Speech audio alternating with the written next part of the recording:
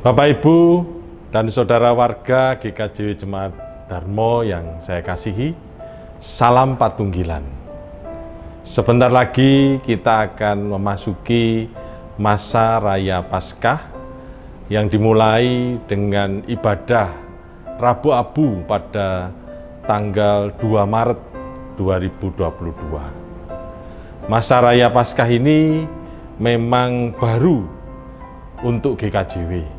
Artinya, proses untuk menetapkan masa Raya Paskah ini sudah berlangsung cukup lama, tetapi baru disahkan sebagai bagian di dalam peribadatan di GKJW pada tahun 2021.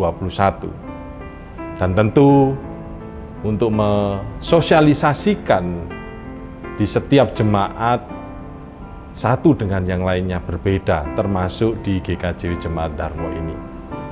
Masa Raya Paskah ini berlangsung hampir 1,5 bulan, 40 hari sebelum kebangkitan Tuhan Yesus sampai Pentakosta.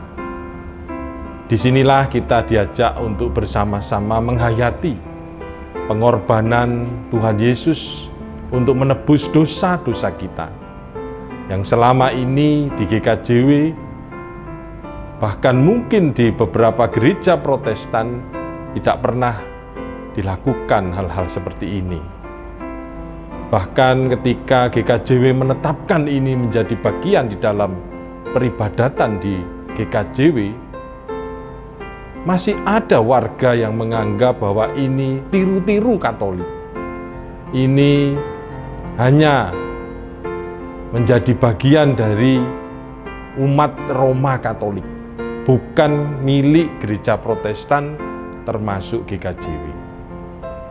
Bapak, Ibu, dan saudara yang dikasihi Tuhan, perlu saya jelaskan di sini bahwa adanya perpecahan pada zaman Martin Luther dan Johannes Calvin, memang ada banyak ritual yang dianggap tidak sesuai dengan sola fide, sola gratia, dan sola scriptura oleh Martin Luther dan Johannes Calvin tidak diteruskan.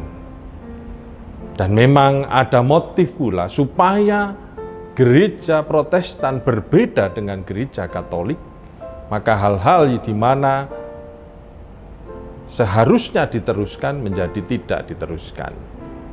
Dan ini pun terjadi pada hal masa Raya Paskah.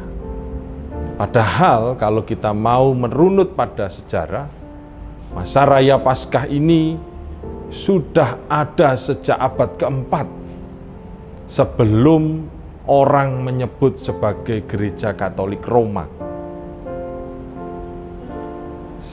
Setelah gereja mula-mula berdiri pada zaman rasul-rasul, tradisi-tradisi gereja berkembang yang manfaatnya adalah untuk meningkatkan keimanan dan ketaatan sebagai pengikut Kristus.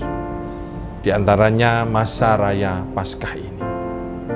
Ada Rabu Abu, ada masa atau minggu-minggu Prapaskah, ada Minggu Palmarum, ada Kamis Putih, ada Jumat Agung, ada Sabtu Sunyi, ada Minggu Paskah, dan minggu-minggu Paskah menjelang Pentakosta.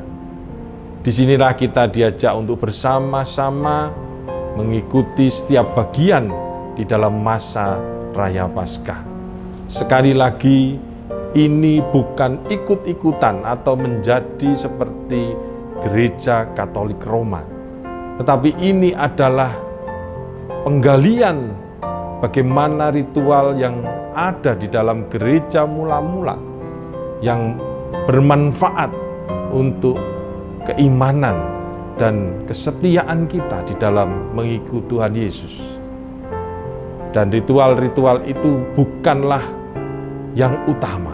Ritual itu adalah sarana kita untuk semakin dekat dengan Tuhan, untuk semakin melakukan apa yang Tuhan Yesus ajarkan kepada kita. Termasuk dengan Rabu abu tidak harus dilakukan dengan penorehan abu. Apalagi di masa pandemi ini. Tentu 2 Maret besok kita akan mengikuti dengan kesungguhan, sekalipun kita belum boleh mengadakan penorehan abu karena masih masa pandemi. Sehingga disitulah kita memanfaatkan momentum untuk introspeksi, untuk menghayati siapa diri kita. Kita adalah manusia yang diciptakan dari debu tanah, yang dihembuskan oleh Roh Allah untuk kehidupan kita. Artinya, kita disadarkan tanpa Roh Allah, tanpa kehadiran Allah, kita tidak bisa hidup sampai sekarang. Dan oleh sebab itu, Rabu Abu ini mengingatkan kita, sebagaimana kalau kita orang Jawa, cetek geni membakar kayu untuk kehidupan, dimulainya kehidupan di pagi hari.